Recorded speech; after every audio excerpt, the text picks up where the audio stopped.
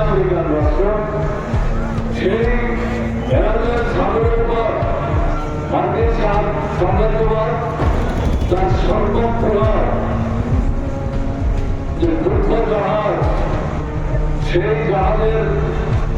সমাগম ঘটায় এবং সৈন্য সমাবেশ চলতে থাকে এবং ধীরে ধীরে ভেনেজুয়েলাকে চারিদিক থেকে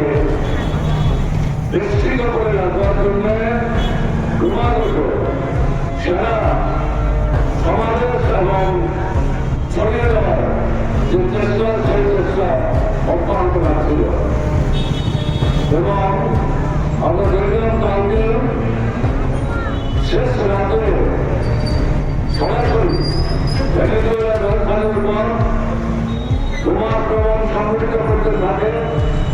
এবং এই আক্রমণের মধ্য দিয়েই রাষ্ট্রপতির যে বাড়ি সরকারি বাড়ি সেই বাড়িকে পাহাড়ে দিতে যাচ্ছিলেন তাদের রাজ্যের সেনাবাহিনীর লোকরা তাদেরকে একে একে খুন করে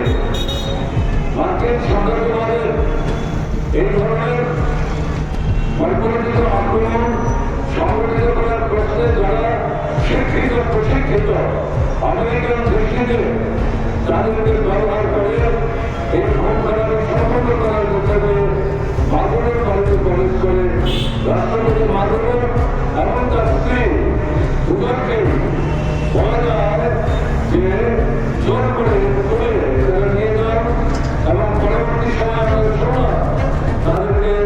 আমেরিকাতে নিয়ে যাওয়া হয়েছে। আমেরিকা থেকে